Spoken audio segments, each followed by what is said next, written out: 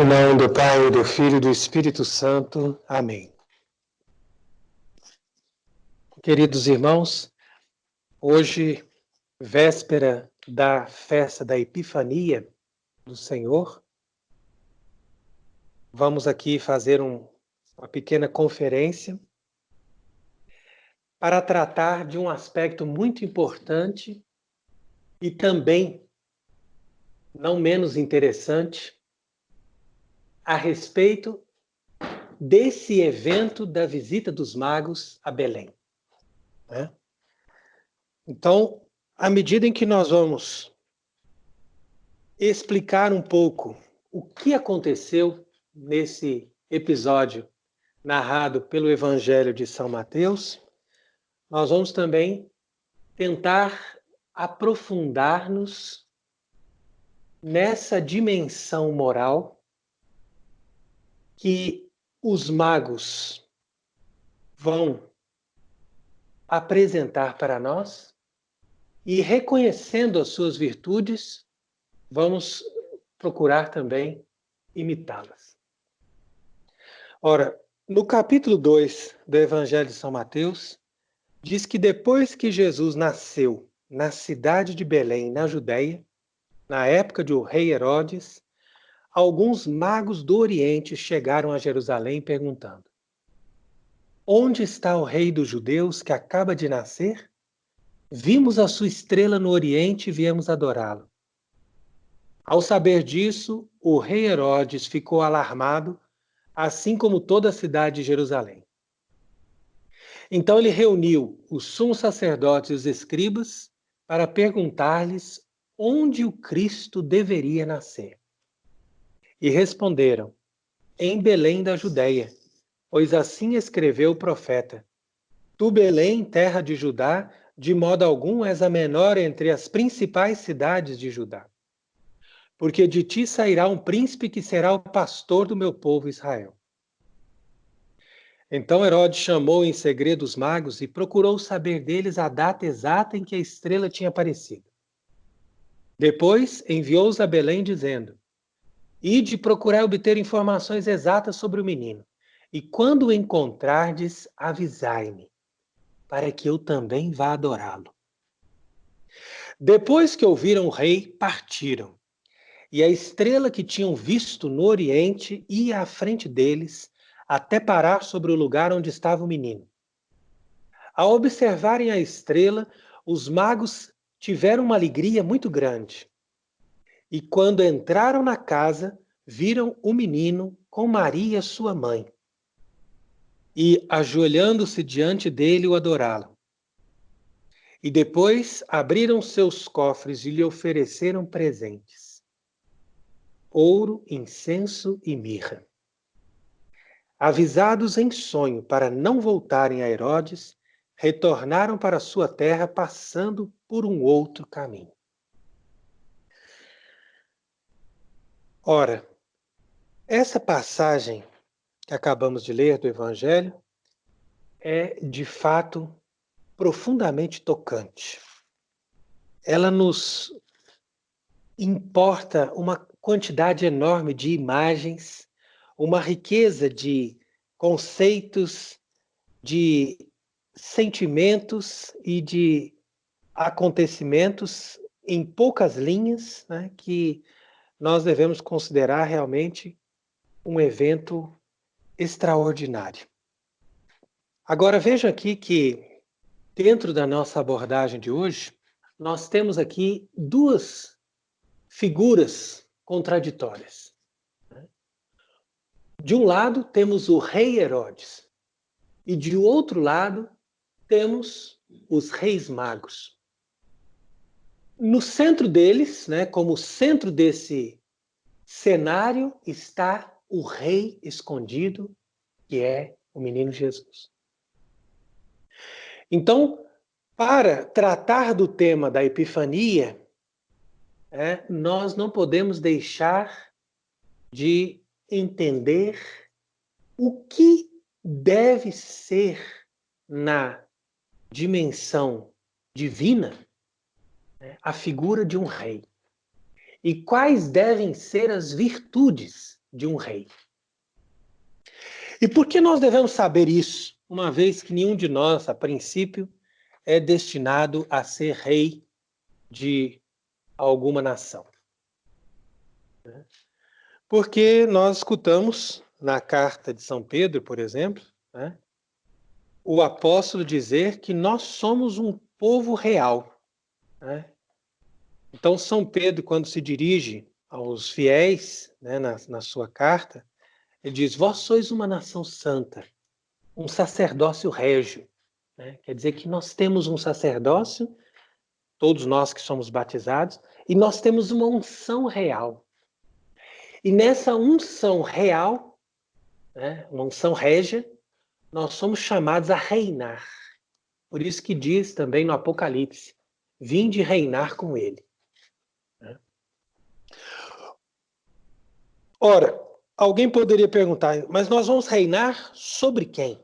Somos chamados a reinar sobre nós mesmos. E somos chamados a sermos reis de um país que não é muito distante de nós, pois ele se encontra dentro de nós mesmos. Então, esse é o país onde nós seremos reis, juntamente com Cristo. E é por isso que nosso Senhor Jesus Cristo diz: o reino de Deus está dentro de vós. Isso sugere que Cristo deve ser o rei dentro do nosso coração e nós somos os reis vigários, quer dizer que substituímos, né, e que reinamos com Cristo. Estamos ali para reinar com Ele. Então esse conceito já é muito importante. Outra coisa aqui que chamaria a atenção é o seguinte, que em nenhum momento o Evangelho de São Mateus diz que esses magos eram reis. Então, por que a igreja denomina que eles eram os reis magos?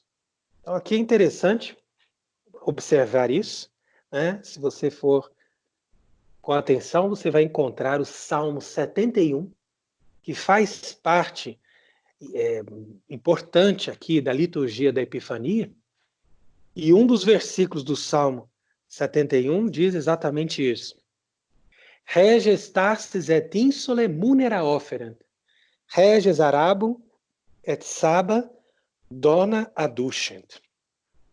Então esse versículo é muito bem empregado na liturgia para falar dos reis magos.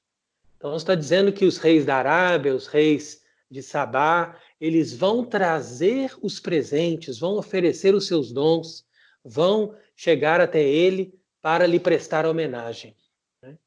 Então aqui é um contexto bem particular do Salmo 71, que promete esse Messias, esse rei, né, da descendência de Davi, que haveria de vir para ser o rei da paz, o soberano de todas as nações. Então, a partir desse salmo, é que a tradição da igreja identificou muito bem, por essa profecia do salmo, que esses magos que vieram do Oriente eram reis. E eles chegaram até Herodes, que também era um rei, que tinha sido empossado, pelo menos, pelo poder dominante como um rei. E essa nossa discussão de hoje, ela é muito oportuna sobre o tema também da autoridade. Né? Sobre o tema da autoridade, porque não foram poucos aqueles que escreveram, Maquiavel e muitos outros, né? Desde Aristóteles, por exemplo, que foi o mentor, que foi quem educou Alexandre o Grande, né? Que se tornou conquistador do mundo inteiro. Então, já na antiguidade, Aristóteles e outros filósofos, eles se dedicaram muito a formar os soberanos e ensinar para eles quais devem ser as virtudes de um rei. E ali você encontra, principalmente no contexto medieval, né, muitos autores eclesiásticos que escreveram sobre isso. Você encontra, por exemplo, as instruções de Alcuino para Carlos Magno, que foi um modelo de soberano cristão na Baixa Idade Média. Salvaguardando os seus excessos, né, com certeza, Carlos Magno foi uma pessoa importante, né? E que teve, pelo menos, um grande esforço de desenvolver na sua vida essas virtudes que um rei deve ter para reinar, para governar o povo cristão. Ora, nos tempos de hoje, em que nós vemos que os nossos governantes, de maneira geral, né, não são pessoas de virtudes, né, no mundo inteiro a gente vê a falta dessas virtudes para que essas pessoas tenham autoridade sobre os outros, e mesmo naqueles que estão investidos da autoridade eclesiástica, nós dificilmente encontramos essas virtudes que são fundamentais para que alguém possa se dizer superior ou para que alguém possa se dizer uma autoridade acima dos outros, né? Então, veja como é oportuno tratarmos desse tema e descobrirmos quais são as virtudes dos magos. Quais são as virtudes desses reis que vieram do Oriente prestar homenagem a Cristo?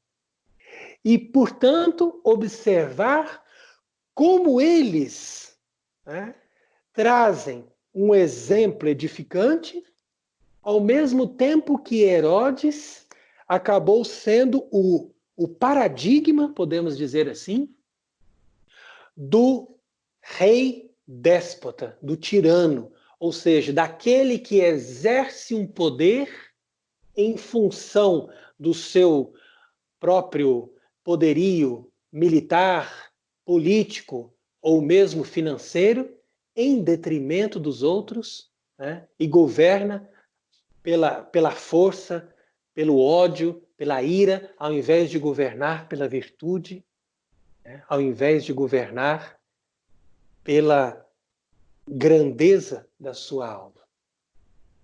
Então, aqui nós já apresentamos o tema e passamos então a entender um pouco mais o que significa essa festa da Epifania. A festa da Epifania também era chamada entre os padres do Oriente, principalmente os capadócios, da festa da luz. Então, a festa da Epifania, ela tem uma dimensão de luz espiritual. Essa luz está com certeza também identificada naquela estrela que guiou os magos até Belém. Então, vemos aqui a primeira pergunta que podemos extrair do Evangelho, né? Por que a estrela não brilhou sobre Jerusalém? Por que razão, quando eles chegaram ali na cidade de Jerusalém, aquela estrela parou de brilhar e eles não viram mais a estrela? Então, a luz, que era a luz de Cristo, né, não foi vista sobre a cidade de Jerusalém. Vejamos o que diz a leitura Isaías 60, né, que é a leitura também da missa da Epifania. Levanta-te, deixa-te iluminar, chegou a tua luz, a glória do Senhor te ilumina. A escuridão está sobre a terra e as trevas cobrem todos os povos, mas sobre ti brilha o Senhor. Sobre ti aparece a sua glória. As nações caminharão à tua luz e os reis ao brilho do teu esplendor. É por isso que essa passagem é tão importante, né? Que, de fato, esses reis caminharam ao brilho do esplendor dessa estrela que é a luz. Que é a luz da nova Jerusalém. Não da Jerusalém velha, ou seja, da Jerusalém marcada por um poder humano, marcada por uma interpretação materialista das promessas de Deus, marcada por uma dimensão terrena e humana de poder. Vejam bem como que isso é importante. Aqui nós estamos vendo já o julgamento que Deus fez sobre os judeus desde aquele tempo, né? Que se apegaram a uma interpretação humana e uma interpretação materialista do Antigo Testamento. E ali continua, inclusive, a leitura dizendo, né, lança um olhar em volta e observa, todos estes foram reunidos para virem a ti, e os teus filhos vêm de longe, as tuas filhas carregadas ao colo. Então verás e o teu rosto se iluminará, e o teu coração vai palpitar e arder, pois estão trazendo a ti os tesouros do além-mar. Chegarão a ti as riquezas das nações, a multidão de camelos, de dromedários, de Madiã e de Efá, de Sabá, trazendo ouro e incenso e anunciando os louvores do Senhor. Então, essa profecia é perfeitamente aqui descrevendo, né, o evento que aconteceu, descrito pelo o Evangelho de São Mateus, né, mostra um acontecimento espiritual e São Mateus faz questão de deixar bem assinalado, né, o fato de que a estrela não brilhou sobre Jerusalém. Enquanto que, quando eles deixaram a cidade, né, diz aí o Evangelho, assim que eles saíram da cidade, a estrela voltou a brilhar. Né? E eles viram aquela mesma estrela, como continua aí no Evangelho, versículo 9, e quando eles a viram, sentiram uma alegria enorme, porque eles realmente estavam cheios do Espírito Santo. E você pode perceber que o Espírito Santo traz essa alegria perfeita, essa alegria transbordante, que nós encontramos também na descrição dos eventos da ressurreição. Então, aqui, para nós, católicos, a festa da Epifania, ela é um complemento fundamental para o acontecimento do Natal. Então, quer dizer que o nascimento de nosso Senhor Jesus Cristo, ele não terá sentido completo se nós não encontramos no contexto dele esse complemento, né, essa visita dos magos, essa manifestação, como nós dizemos esse nome, Epifania, né, pela luz, pela glória, né, dessa estrela que os levou até Belém. Da mesma forma como não teria sentido a festa da Páscoa se ela não fosse completada pelo acontecimento de Pentecostes, né? Que seria esse transbordamento luminoso da glória da ressurreição de Cristo para todos os povos. Então, assim como nosso Senhor nasceu na noite, né, escondido, né, ali de uma forma tão simples, tão humilde em Belém, ele também ressuscitou escondido de uma forma muito simples em Jerusalém. Entretanto, ele depois foi visitado pelos magos que levaram essa alegria para todos os povos e se tornaram as primícias do povo que seria reunido em todas as nações da terra.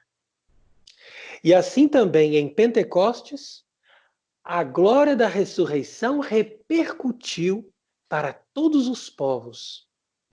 E eles, então, foram as primícias, né? Aqueles apóstolos que receberam o Espírito, foram as primícias dessa glória do Evangelho que seria anunciada para todas as nações da terra.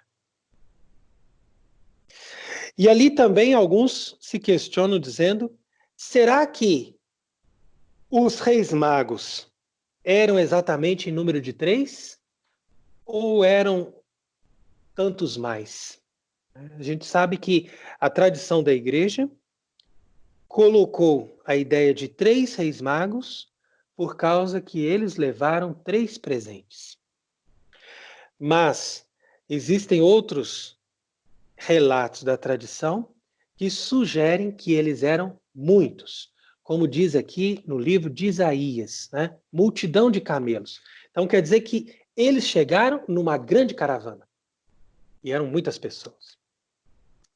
A Catedral de Colônia, onde nós ainda conservamos as relíquias dos Reis Magos, traz um vitral onde vemos 12 magos como se fossem uma certa associação aos 12 apóstolos, para mostrar que eles estariam sendo os 12 apóstolos dos pagãos, né, que saíram para anunciar aos pagãos. Então é muito interessante essa noção ali de que eles vieram, né, em uma grande caravana, né, e saíram do Oriente. Vejam aí também um outro aspecto interessante. O que o Oriente nos aporta? Qual a ideia do Oriente?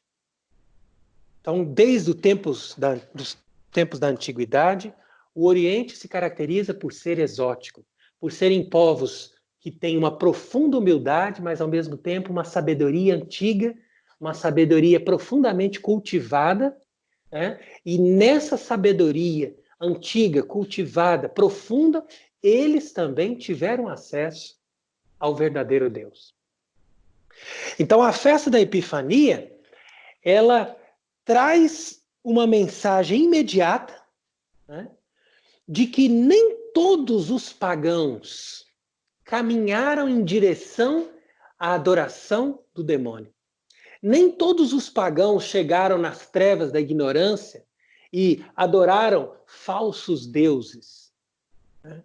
Como aconteceu, por exemplo, com os gregos, com os romanos, né? E ali o próprio apóstolo São Paulo explica muito bem por que eles chegaram nessa idolatria, né? Que a idolatria deles estava conjugada com a vida imoral que eles levaram.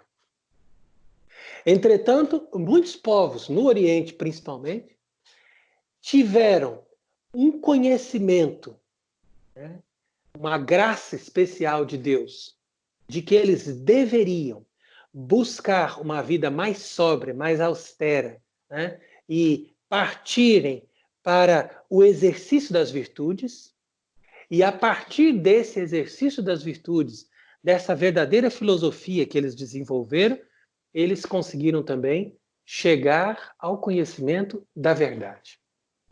Nós precisamos ter um conhecimento, né, aprofundado do mistério da Epifania para entender como essas coisas podem realmente acontecer. Quer dizer que as religiões que são antigas, ou seja, que não tiveram acesso à revelação, podem ter inspirações humanas, né, de virtude, de prática do bem, de prática de sabedoria, entretanto, elas não deixam de estar mergulhadas na mesma treva humana que nos atinge desde o pecado original. Por isso que diz aqui na profecia de Isaías, né? As trevas cobrem os povos e a escuridão está sobre toda a terra. Então nós não podemos dizer que existia luz em alguma dessas religiões, né? Porque as trevas cobriam todos os povos. Entretanto, eles tinham algum entendimento, alguma graça, principalmente quando procuravam as virtudes, né? Quando buscavam a sabedoria. E a partir do momento que eles buscaram essa sabedoria, Deus revelou para eles, Deus os conduziu até o verdadeiro Deus.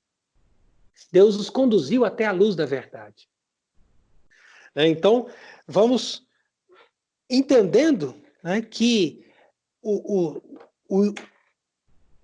os reis magos eram ignorantes em relação à Escritura, mas não eram ignorantes em relação ao que tange a sabedoria humana que eles podiam atingir. Mesmo esse nome magos, né, às vezes é confundido com bruxos, porque muitas vezes nós chamamos os bruxos de magos, mas os reis magos que vieram saudar o menino Jesus não eram bruxos, eles não eram feiticeiros, eles não faziam sortilégios. Pelo contrário, eles eram pessoas, como muitos pagãos na antiguidade, que repudiaram as suas religiões falsas e que não quiseram adorar os falsos deuses. Se recusaram a participar da adoração desses falsos deuses. E por causa disso mesmo, eles se aprofundaram na sua pesquisa, na sua busca, principalmente através da observação dos astros. Então, a observação dos astros deve levar o homem à conclusão de que existe um só Deus, e esse Deus é o Criador de todas as coisas, e que fez todas as coisas como uma verdadeira organização, uma verdadeira obra de perfeição e de exatidão. Então, é a partir desse conhecimento da matemática, da astronomia, da filosofia, que essas pessoas foram chegando até o conhecimento de Deus. Porque o universo é exato. O universo é como um relógio, como uma máquina. Né? Tem até uns hinos na liturgia que dizem, que chamam o universo de uma máquina. Ele gira perfeitamente. Né? Todos os astros giram perfeitamente unidos em torno da Terra, né? nessa perfeita harmonia celestial.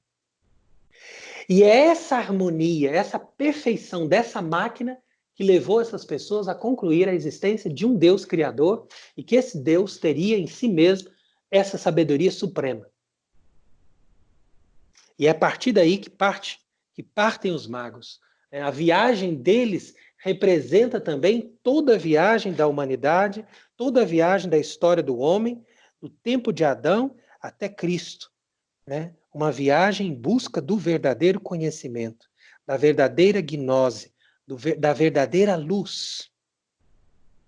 Né? Então vejam, por exemplo, que o sábio vidente Balaão, que profetizou no capítulo 24 do livro dos Números, né, que nasceria uma estrela em Jacó, era o pai desses sábios que vieram do Oriente. E quando nós dizemos que eles eram magos, nós estamos com isso querendo dizer que eles eram filósofos, que eles eram homens sábios, homens que buscavam o conhecimento. Era aqui que eles praticavam o ensinamento de todos os antigos magos. Né? Como eu expliquei, não no sentido das idolatrias e da bruxaria, mas no sentido do cultivo, né, desses ensinamentos mais primitivos que levavam as pessoas à sabedoria. E por que eles vieram do Oriente? Porque o Oriente representa o mundo desconhecido, ali no contexto da Bíblia. Ao mesmo tempo, o Oriente também tem uma relação com Cristo, quando nós lemos em Zacarias, capítulo 6, dizendo assim: Oriente é o seu nome, porque é o lugar onde se levanta o sol, dali vem a luz. Então, os sábios vieram do Oriente para homenagear Cristo, mostrando com isso que toda a sabedoria que eles tinham guardado nos seus antepassados resultaria numa plenitude, e essa plenitude estava acontecendo quando Deus enviou o seu único filho para nascer como homem semelhante a nós. Foi esse evento que os magos reconheceram. Enquanto que Jerusalém permaneceu na escuridão, a Jerusalém terrena, a partir daquele momento, já estava fadada à destruição, e Herodes, que é esse rei decadente, representa todas as autoridades que simplesmente abusam do seu poder, que simplesmente imaginam, né, que vão reinar de uma forma perfeita e eterna, simplesmente pelo uso da sua própria tirania.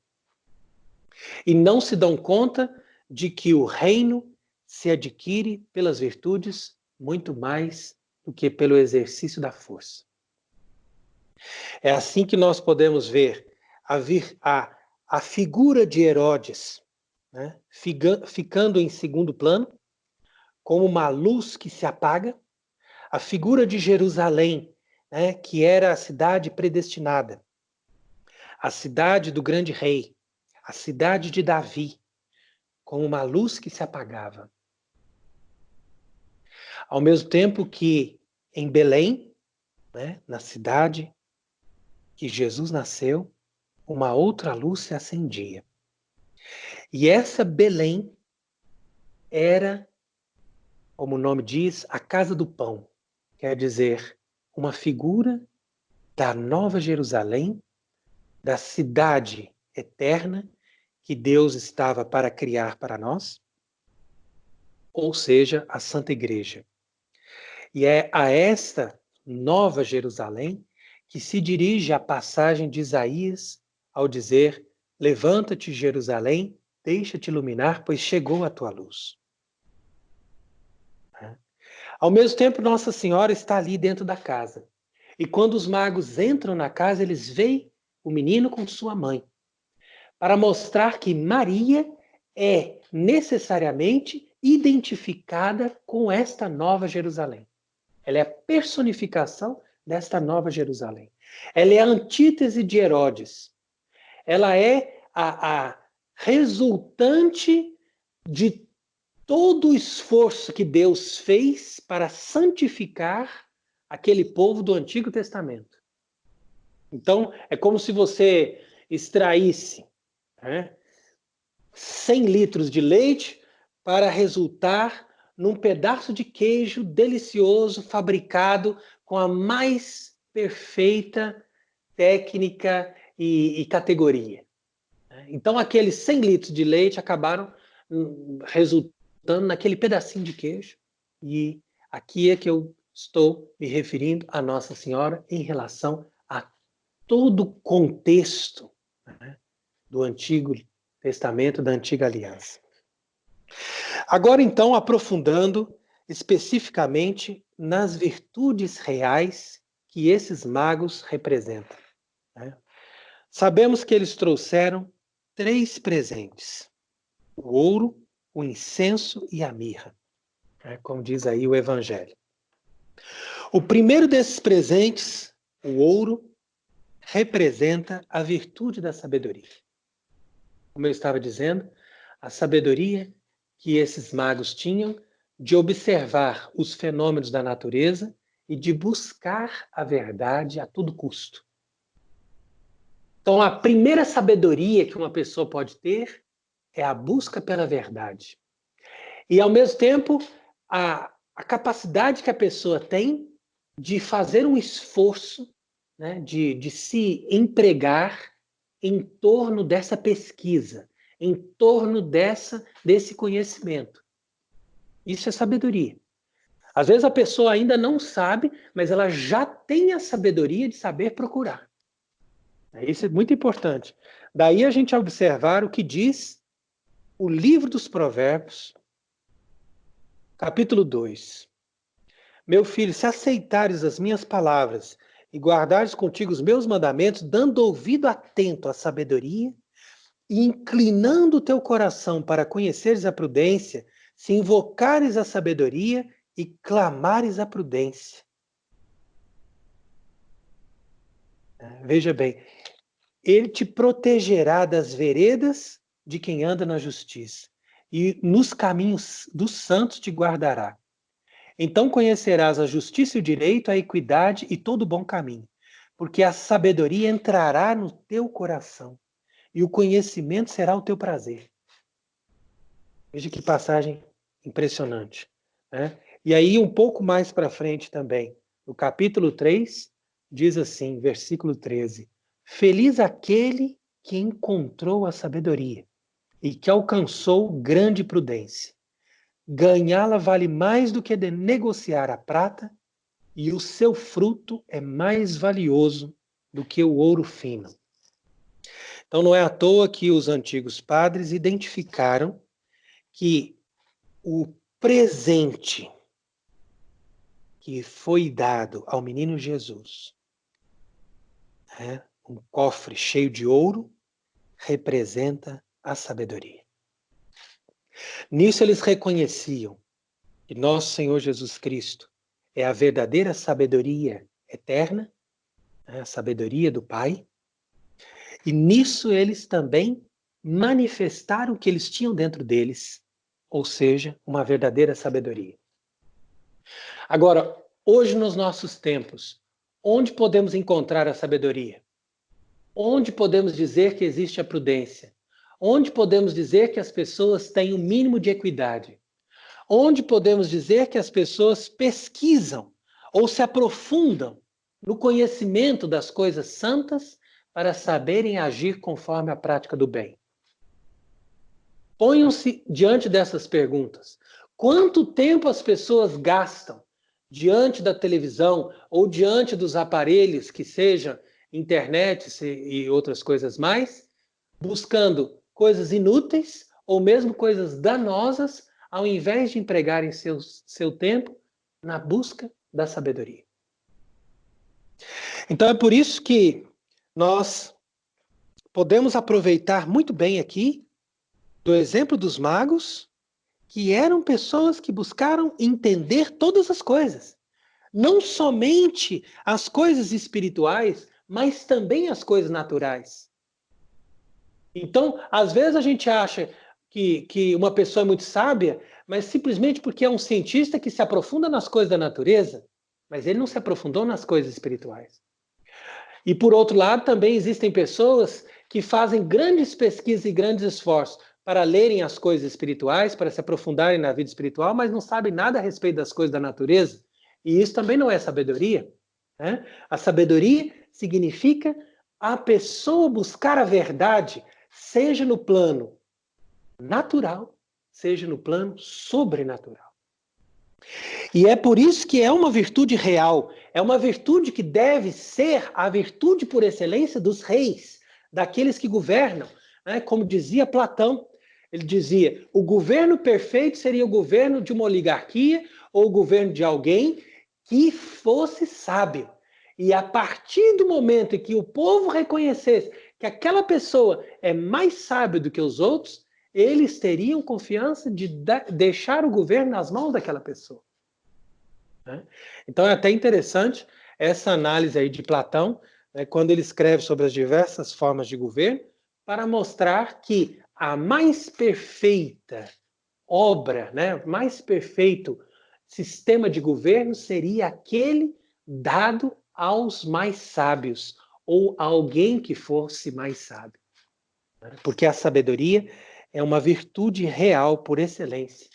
Por isso que Carlos Magno, por exemplo, que era um analfabeto, era uma pessoa que não sabia ler, ele assinava com um símbolo, né?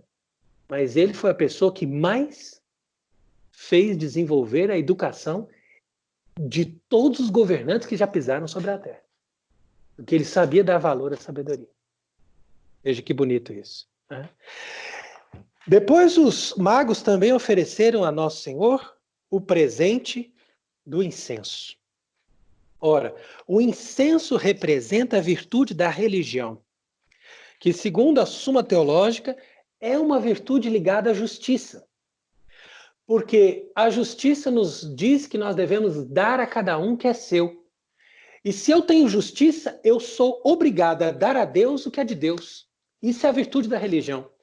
E nesse ponto, nós podemos dizer que a nossa sociedade perdeu completamente a noção do que é a virtude da religião.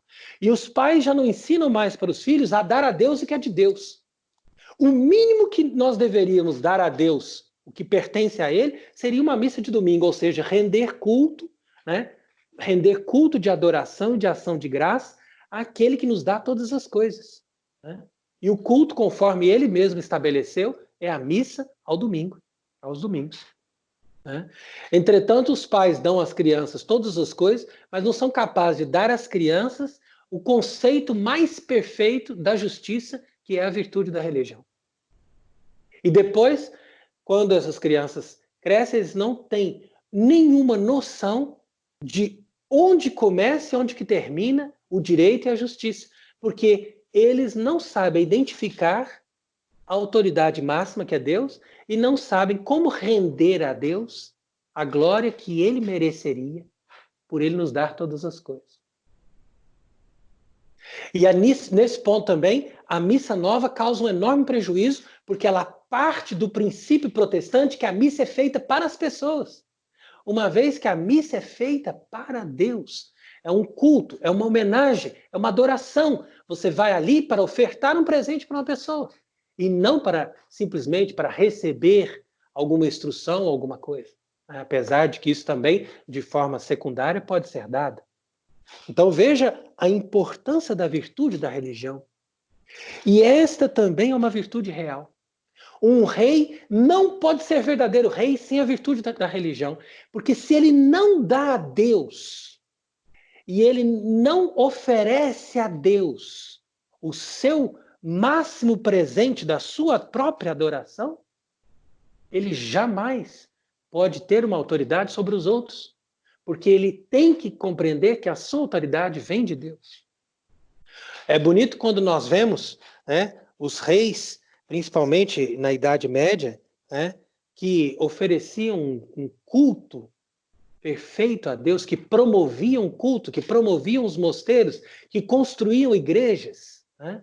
Vejam, por exemplo, o caso de Constantino Magno, né, que quando se converteu ao cristianismo, ele fez da sua vida um grande ato de oferecimento a Deus, praticando a virtude da religião, construindo várias basílicas e dedicando vários templos a Deus. Vejam, por exemplo, outros reis que passavam horas do seu dia assistindo à missa ou mesmo acolitando a uma Santa Missa, né? Como era o caso de São Casimiro. Então, a virtude da religião é uma virtude real por excelência. E foi por falta da prática dessa religião que todas as monarquias caíram. Isso também deve ser dito, né?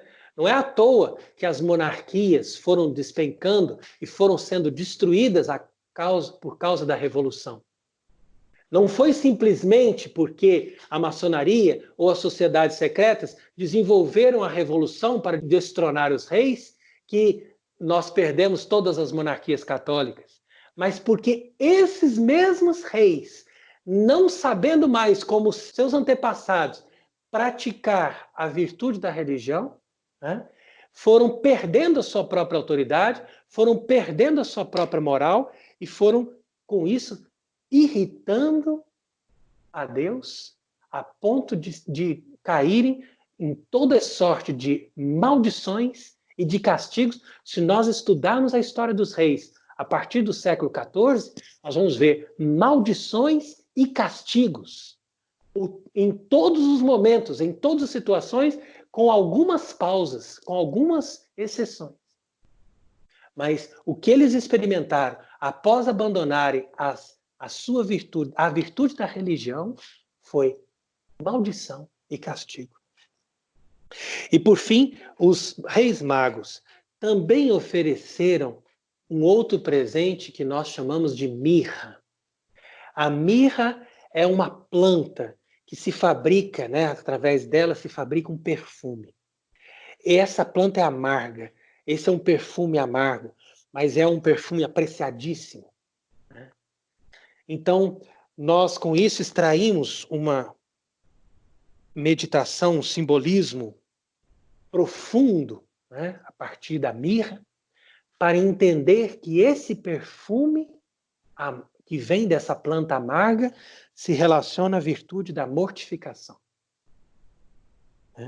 Então, a mortificação também é uma virtude real. É uma virtude real por excelência, juntamente com a virtude da religião e com a virtude da sabedoria. E não foi à toa que os reis que vieram do Oriente trouxeram a mirra para Nosso Senhor. Porque eles não somente reconheciam que aquele rei iria até o fim na sua morte, né, na sua morte de cruz, para nos dar o exemplo da perfeita mortificação, mas eles mesmos, segundo a tradição, eram celibatários e pessoas que praticavam a virtude no mais alto grau, né, de penitência, de temperança, de mortificação. Portanto, vemos aqui como esta virtude se aplica perfeitamente alguém que quer governar os outros, porque se alguém quer ter autoridade sobre os outros, é necessário que primeiro essa pessoa tenha autoridade sobre si mesma.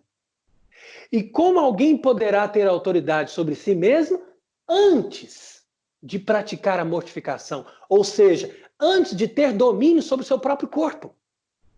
Antes de ser capaz de renunciar aos assédios das tentações, dos prazeres, né, da corrupção. Vejam como isso é importante. Aqui é exatamente a antítese. Você veja que o Evangelho mostra bem Herodes, de um lado, né, como alguém que está impregnado, completamente impregnado da impureza. Né? O seu filho, então, nem se fala, aquele que condenou João Batista, né, era um homem impuro, era um homem sujo, era um homem da pornografia, era um homem das coisas sujas. Esse homem não tinha autoridade para governar os outros, por isso que nosso Senhor nem sequer respondeu às perguntas dele. Porque uma pessoa assim não pode nem sequer ter capacidade de falar com Deus. Entretanto, os magos que vieram do Oriente eles sabiam que é pela mortificação que nós começamos a agradar a Deus. Na medida em que nós aprendemos a usar do nosso próprio corpo de forma santa, de forma lícita, e domesticamos o nosso corpo. Né? Mantemos o nosso corpo sob o nosso domínio. Né? Como um animal que você sabe bem guardá-lo e sabe bem colocar freio e cabresto, como diz o Salmo 31. Então é a partir desse entendimento que nós vemos como a mirra, né, esse presente, foi profundamente simbólico e importante por ocasião desse evento da Epifania. Para que assim ficasse bem marcado, né, no contexto da nossa instrução, da nossa fé católica, como é importante para todos nós cultivarmos a virtude da mortificação, especialmente aqueles que são reis, ou seja, aqueles que são chamados a governar os outros. Vejam, por exemplo, Santo Henrique, como foi a vida de Santo Henrique, que foi imperador do Sacro Império Romano-Germânico, começo do ano 1000. Como esse homem teve a capacidade de uma mortificação tão extrema que ele se casou com uma moça muito bonita, que por sinal ele amava muito, e ambos, com comum acordo, fizeram um compromisso de matrimônio angélico. O que significa isso? Matrimônio angélico significa um matrimônio virginal. Ou seja, nós vamos passar a vida inteira e não vamos ter relações. Imagine isso. Então, Santo Henrique, imperador do Sacro Império, ele chegou à conclusão que para ele ser um príncipe, para ele ser uma figura de Cristo, para ele governar aquele povo, ele precisaria praticar a virtude no mais alto grau. Então ele viveu na castidade durante toda a sua vida, mesmo estando casado com uma mulher muito bonita e que, por sua vez, era muito amada por ele. Então eles preferiram viver nessa perfeita castidade para dar um exemplo de mortificação e assim produziram frutos enormes de santidade e de glória para o seu império. Veja também o exemplo de São Luís, né? Como foi um homem de uma enorme penitência, de uma profunda mortificação e que, a partir do momento em que ele soube dominar o seu corpo, né? Soube ser fiel à sua única esposa, soube ser uma pessoa de critério, né? De comportamento reto e perfeito, ele também conseguiu julgar com equidade todas as pessoas que se dirigiram a ele. E São Luís, até hoje, é considerado o modelo supremo de justiça. Até hoje, o Tribunal de Justiça de Paris tem lá uma imagem de São Luís. Né? Coisa que é interessante, porque eles nem sequer mais professam a fé católica, não têm uma ligação direta com a igreja, mas continuam reconhecendo que São Luís era o modelo de justiça. Com certeza, isso se deve à sua capacidade de mortificar-se e de ter uma virtude, né, de domínio do seu próprio corpo. Ora, uma vez que nós abordamos, então, essas três virtudes reais, né, a sabedoria, a virtude da religião e a mortificação, então vamos admirar esse cenário, né, maravilhoso, contemplativo, né, que deixa todas as pessoas comovidas, vendo aquela procissão de reis que vieram de tão longe para adorar o menino Jesus, né? E uma vez que nós reconhecemos as virtudes desses reis magos, vamos com eles também adorar o nosso único rei, nosso Senhor Jesus Cristo, e pedir a ele que, pela graça do Espírito Santo, nos transmita essa luz, né, que é a estrela da luz de Deus, da sabedoria de Deus, possa iluminar todos os nossos pensamentos, todas as nossas ações, né? Vamos pedir a Cristo que a nossa vida seja realmente um constante oferecimento de incenso, né, pela nossa adoração, pelo nosso reconhecimento à grandeza de Deus. E, ao mesmo tempo, possamos praticar sempre a mortificação, que é a base de todas as virtudes, para sermos justos e retos em todas as nossas decisões e para podermos ser pessoas de um nível, né, de uma condição de sermos chamados verdadeiramente filhos de Deus. Porque o grande investimento do demônio nos nossos dias é isso, é tornar-nos bestiais. Quer dizer, vocês têm que ser semelhantes aos animais, vivam nas piadas, comam bastante, não tenham limites. Não tenham limites na bebida, não tenham limites na comida, não tenham limites no sexo. Vivam como animais, porque vocês serão cada vez mais baixos, cada vez mais sujos, cada vez mais incapazes de Deus. Isso é o retrato da nossa geração, que é uma geração de pessoas sem educação, sem critério, sem um mínimo de nobreza, de virtude, de condição de pelo menos tatear as coisas espirituais. Enquanto que, para nossa vergonha, esses que eram pagãos, que nem sequer tinham acesso às coisas santas e às coisas que dizem respeito à fé, foram pessoas que, pelo seu esforço, pela sua própria disciplina e pela sua nobreza de caráter, atingiram esse altíssimo grau de virtude para depois se tornarem perfeitamente santos e conhecerem o verdadeiro Deus. Então, repudiando essa nossa péssima formação, né, que nós recebemos hoje em dia, da parte da televisão, dos meios de comunicação e de toda essa sociedade depravada, vamos então trilhar o caminho da virtude junto com os reis magos para chegarmos junto a Deus e promovermos a adoração do verdadeiro Deus num mundo que abraçou o paganismo e as trevas e a completa escuridão. E que a luz desta epifania possa brilhar sempre no nosso coração, na nossa alma, na nossa vida. Amém.